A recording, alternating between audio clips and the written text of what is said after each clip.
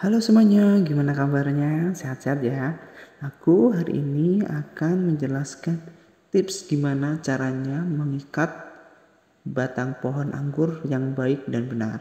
Nah, contohnya seperti ini. Ini adalah salah satu cara yang salah.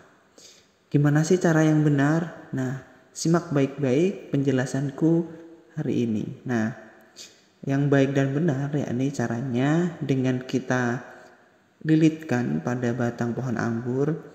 Kita lilitkan itu bukan berarti kita tali ya teman-teman. Kita lilitkan tidak dikencangkan, hanya untuk dililitkan saja. Namun kendor, dia tidak kencang.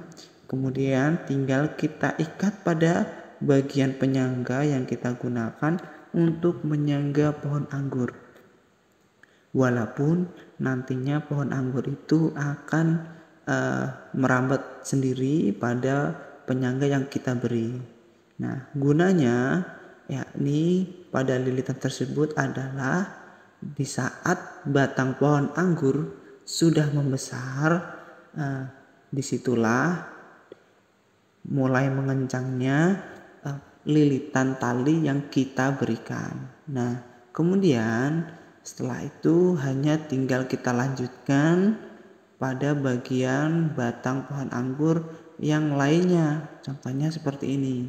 Ini aku lilitkan pada penyangga yang ada di teras rumah yang terbuat dari baja ringan agar nantinya bisa merambat kemana-mana dan membuat penghijauan lebih indah pada daerah tamanku. Nah, seperti itu.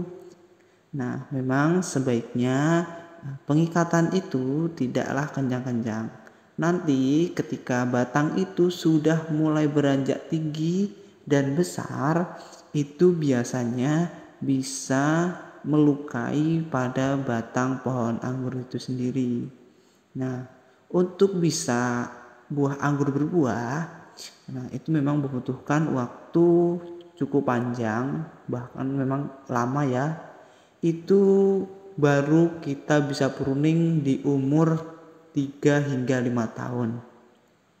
Nah, dilakukan pruning sendiri itu biasanya pada batang pohon anggur yang sudah memiliki diameter 1 hingga 2 cm. Nah, kenapa? Disitulah proses penyerapan batang untuk dialirkan ke daun, kemudian cabang baru, kemudian buahnya nanti itu bisa lebih maksimal. Karena penyerapan untuk batang yang baru dengan yang lama itu sedikit selisihnya cukup banyak.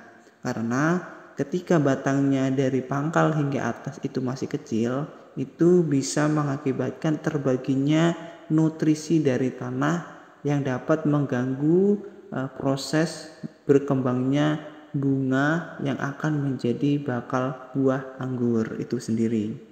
Nah, nantinya akan ku beri anggur itu dari sebelah kanan hingga sebelah kiri.